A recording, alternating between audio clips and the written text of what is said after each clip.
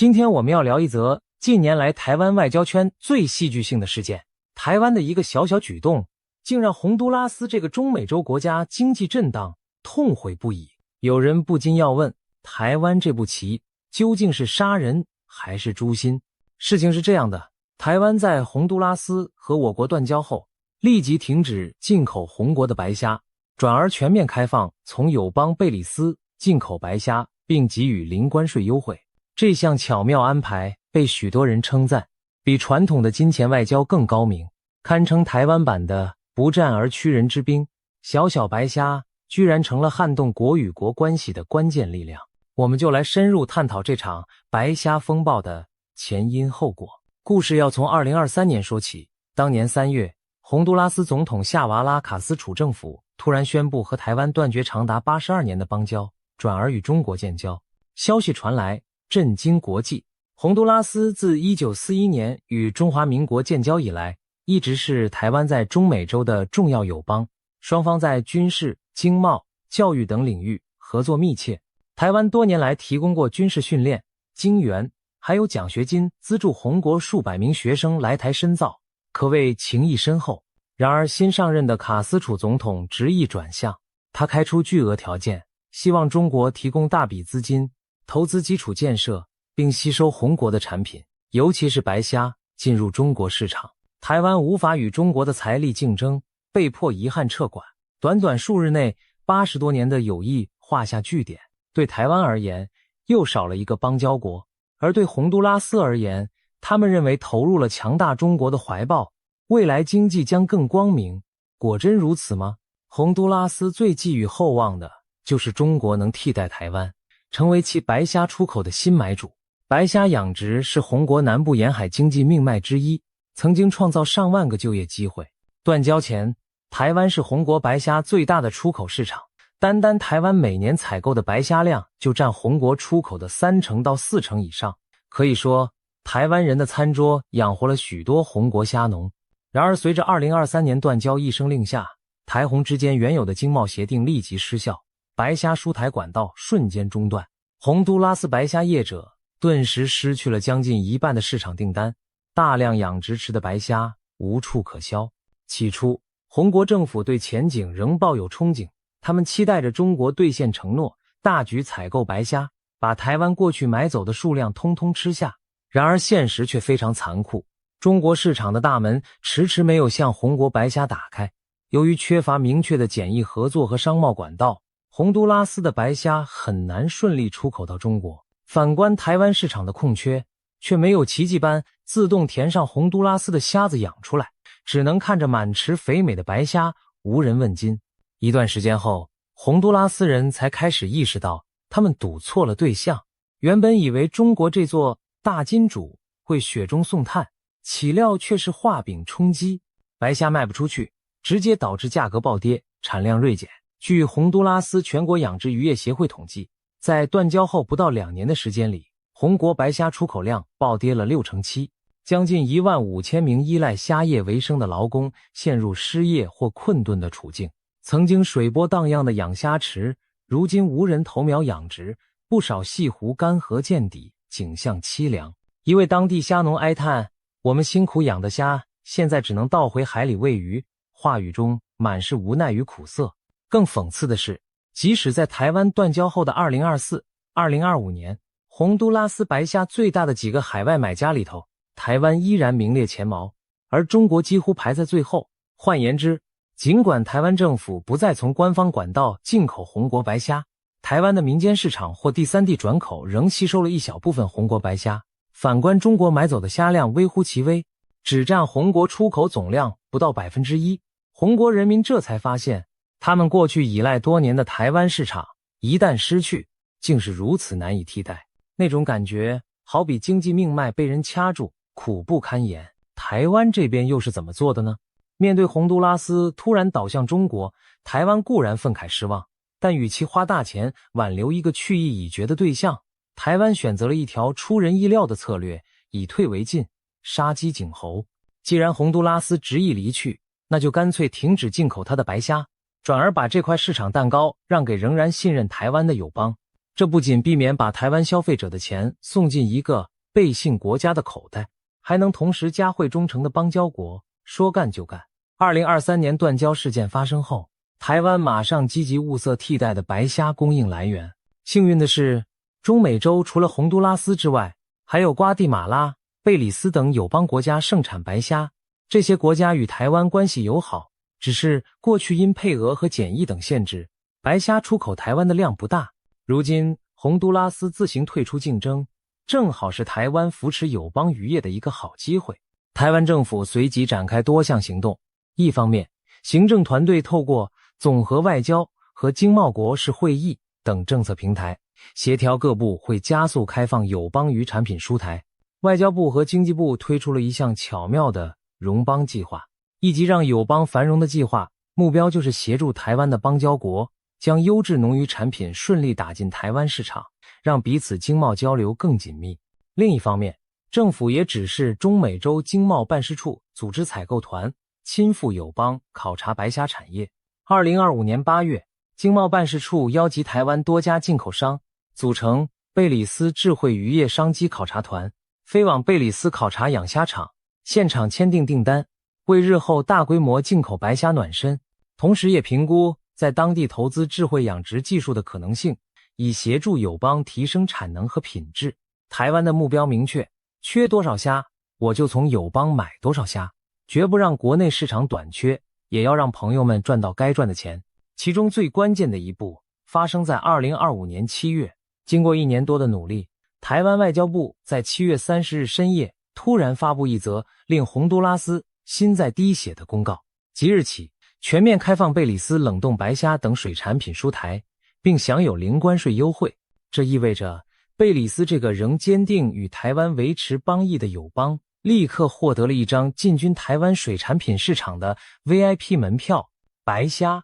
龙虾、螃蟹、海螺，凡是贝里斯盛产的海鲜，只要经过台湾检验合格，都可以源源不绝地销往台湾，而且不必缴1毛关税。在商言商，零关税代表价格竞争力大增，这对贝里斯渔业者来说无疑是巨大商机。消息一出，贝里斯政府和渔民欣喜万分，台湾市场的大门对他们完全敞开了。与此同时，台湾也把目光投向另一个白虾供应大户瓜地马拉。瓜地马拉本就是台湾友邦之一，也出产大量优质白虾。在洪都拉斯退出后，台湾立即加码向瓜地马拉采购白虾，结果不到2年时间，从数据上就可看出惊人的变化。2025年前3季，1月至9月，台湾从瓜地马拉进口了约544公吨的白虾，进口额高达480万美元，约新台币14亿7千万元。这个数字比前一年同期暴增了将近90%。光是2025年前9个月，台湾买瓜国白虾花的钱就已经超过2024年全年总额。台湾厂商大手笔下单，把瓜地马拉的虾子买爆了。瓜地马拉官方在2025年5月的报告也指出，该年1到4月出口台湾的虾为瓜国创造超过1460万格查尔，折合新台币5700多万元的收入，可见台湾市场对他们的价值。这番景况不禁让人想起中国坊间调侃的网络流行语：洪都拉斯虾农哭晕在厕所，瓜地马拉业者笑晕在床上。一国断交自食恶果，另一国挺台收获红利，对比何其鲜明。值得一提的是，台湾官方在处理此事时还展现出一种幽默而坚定的态度。就在贝里斯白虾开放输台的消息公布时，台湾经济部透过社群媒体发布讯息，公开恭贺贝里斯白虾成功打入台湾市场，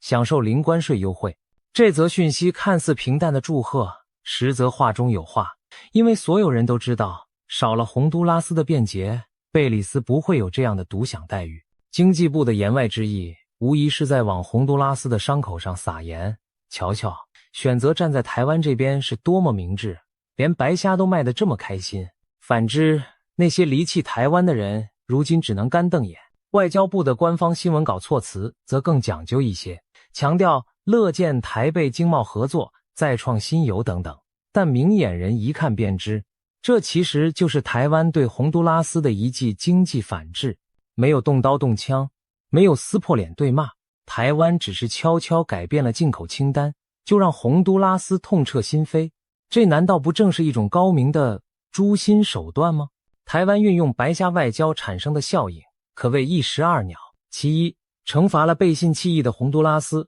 让其领教与中国交往的苦果；其二，激励并奖赏了仍然支持台湾的友邦，让其他国家看到了坚持与台湾友好所能获得的实在好处。这双重效应在国际关系中非常罕见，难怪有评论说台湾这步棋比金钱外交高明。传统的金钱外交是什么？无非就是你给我多少援助，我就跟你做朋友，比的是谁的支票厚，钞票多。但是金钱外交往往流于浅薄，今天你给我100万美元，明天别人给我200万，我照样可以翻脸无情。台湾过去在这方面吃过不少亏，几年前多明尼加、萨尔瓦多等国转投中国怀抱时，中方开出的价码都远非台湾所能匹敌，导致台湾数十年经营的邦谊一夕断裂。然而这次台湾并未一味跟价傻傻烧钱，而是另辟蹊径，运用市场规则和贸易手段，让朋友和对手自己选择各自的命运。结果证明，这招的威力一点不亚于现金支票。想象一下，其他仍在观望的台湾友邦此刻会怎么想？譬如说，同在中美洲的瓜地马拉、贝里斯本就是台湾多年盟友，现在因为台洪断交，他们的渔民忽然多出大笔收入，国库税收跟着增加，渔业就业欣欣向荣。政府官员在看到统计数字飙升时，难免心中窃喜，跟着台湾有肉吃。反过来，再看看曾与台湾断交的尼加拉瓜、萨尔瓦多等国，有没有享受到与中国建交后的前景呢？以洪都拉斯为鉴，他们恐怕要重新评估。事实上，多个曾经离开台湾的国家都出现经济失利的状况，有的中国投资跳票没有来，有的本土产业反而被中国廉价商品倾销打垮，悔之晚矣。在洪都拉斯案例爆出后，不只是台湾友邦，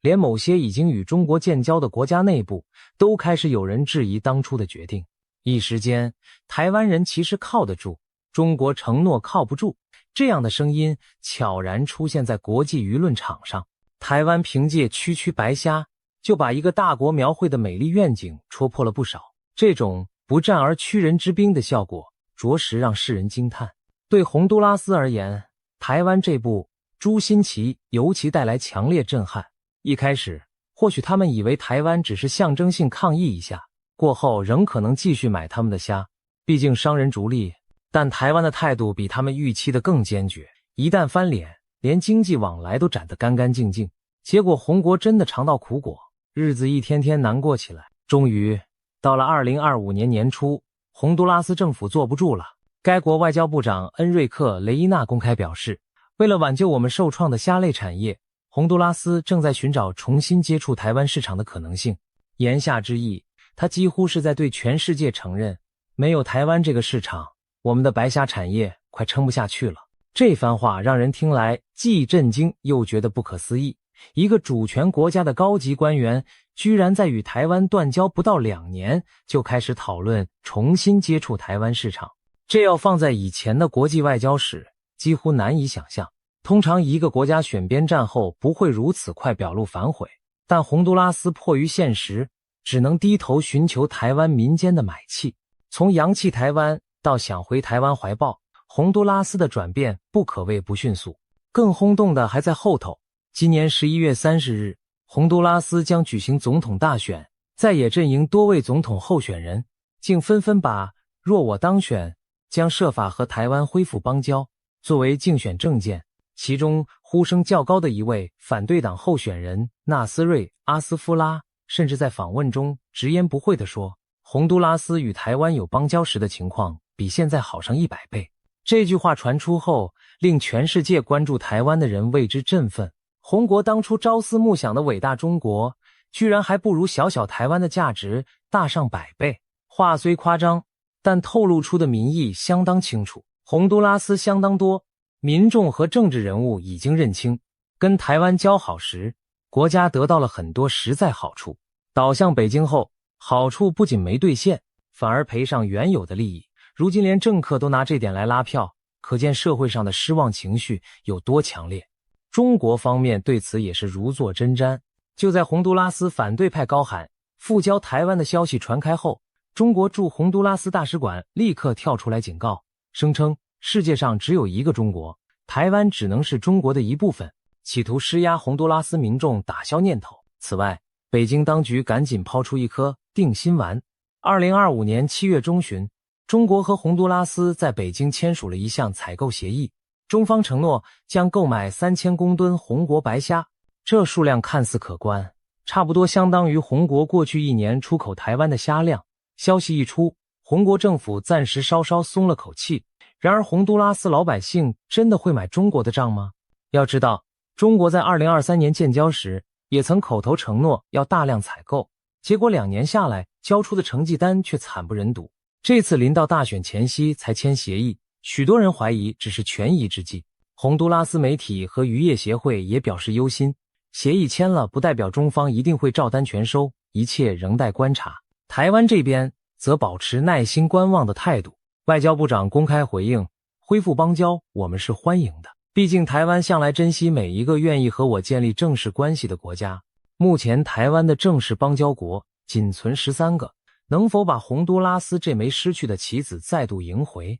将是台湾外交上的重大胜利。然而就算洪都拉斯一时还无法回头，台湾也已经透过这场白虾风波向全世界证明了一件事：经济牌打得好，胜过外交战场上的千军万马。回顾整件事情，从洪都拉斯断交到如今可能复交，短短2年间风云骤变，个中关键竟是一只只小小的白虾。台湾没有动用军事威慑，也没有豪掷钞票收买人心，只是巧妙调整了进出口政策，便让一个倒向对手阵营的国家陷入进退两难。这不禁让人想起古代兵法中的上兵伐谋，其次伐交，其次伐兵，以及不战而屈人之兵。过去我们总以为弱小的台湾在外交上只能任大国宰制，但这回台湾运用智慧展现了以小制大的可能，以区区市场之力击中对方经济命门，不战自胜，实现了以柔克刚的战略效果。所谓杀人易，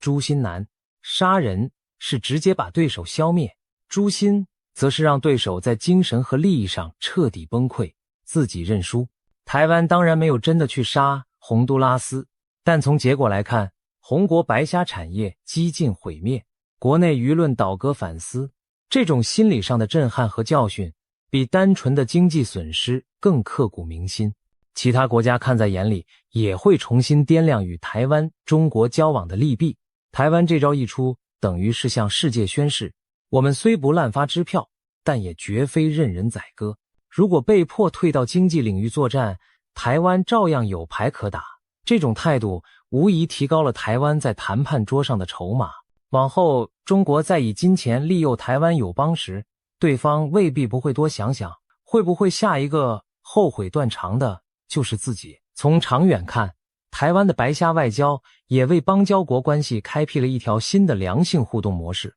与其让友邦年年张手要钱，不如帮助他们打造可持续的产业，把台湾市场对他们开放。这样朋友国家赚到了真金白银，他们的人民也对台湾有了更直接的好感和依赖。经济联系一旦深化，就不是哪届政府上台能轻易切断的。台湾今年签署的几个经济合作协定，如与贝里斯的 ECA， 以及积极扩大从友邦进口农渔产品，正是朝这方向努力的体现。这种双赢合作比起单方面援助更能巩固邦谊，毕竟授人以鱼不如授人以渔。台湾给友邦的是实实在在的市场和商机，换来的是朋友的信赖与支持。小小白虾蕴藏大大能量，洪都拉斯从自信离去到回头求和，戏剧性的变化背后有台湾智慧外交的灵活身影。在这场没有硝烟的角力中，台湾以经济手段克敌制胜，不仅教训了叛离者，还凝聚了其他盟友，